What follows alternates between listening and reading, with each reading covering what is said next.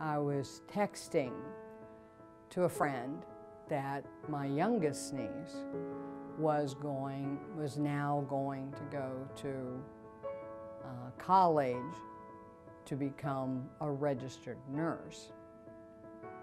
And as I started to write that, I couldn't spell the word nurse.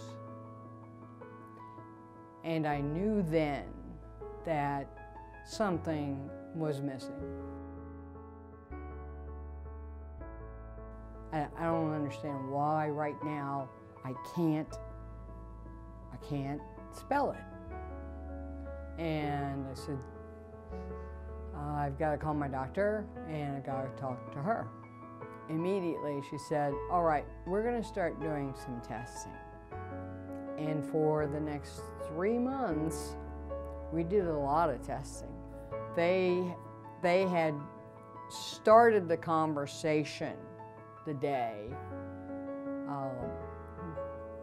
with, we're not yet ready to call it Alzheimer's. So that gave me a cue. So I said, let me look about Alzheimer's. And as I looked at that information, then I got very much the Alzheimer's Association. And that's how I became involved. And from the very first meeting, it's just like incredible volcanic understanding, because you told us the truth. You showed it to us. You were very, very respectful. You were the people that really gave us the answers that we needed, and the support. And then as I came and had friends and people that were there for each other, it just made it wonderful. And like I said today when I walked in, I've missed you, because it's a part of our life. You're part of our family. Living with Alzheimer's, it's tough to write, to do anything like that, to make a grocery list. I have to really put the can in front of me to spell it, the bag, whatever it is. So I'm learning a lot about being patient and taking it slowly and getting it done, things like that. I remember chuckling at the end of the day because as I read everything, it really showed that long-term care was going to be part of it. And I just said, okay, and that's when I was thinking, well, okay, I'll get another Kindle and I'll get another PC, get stuff ready, stuff like that. And again, Cheryl spoke up and said, you will lose comprehension. You won't be able to. And I was like, really?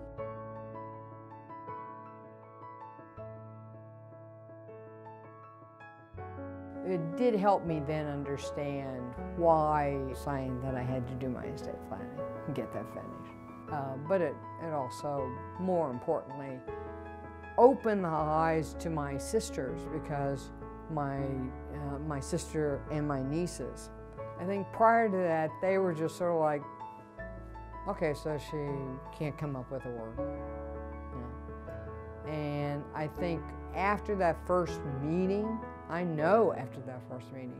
they read all the things that Lois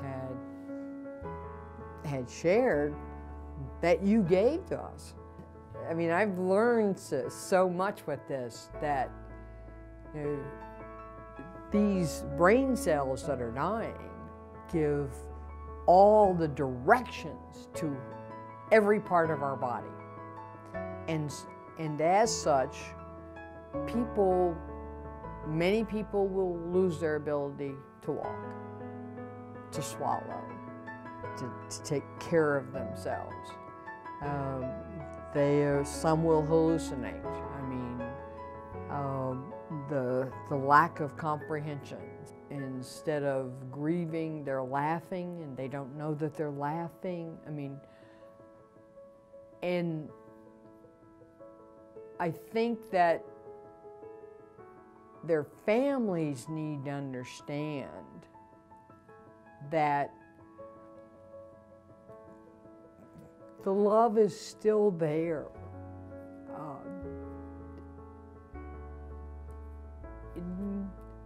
And they just have to try to hold them, kiss them. But that's what I want, that we're trying to not laugh at them or not be scared of them, but to try to go ahead and say, what are the things we can do to just enjoy? That's what I'd like them to do. And they have to do the learning. They have to see the experiences and then say, what can I do then? Keep living. Each day is a blessing. Take advantage of it. I mean, as much as our families love us, there are times when we want to say to them, just like, when Lois said, I have to go to a funeral this morning, and are you going to be okay because you're doing this? And I said, Lois, I think I can handle it. You help us to feel that way. You guys do it so well, and what you do for the families and everyone, you're the people that are the blessings.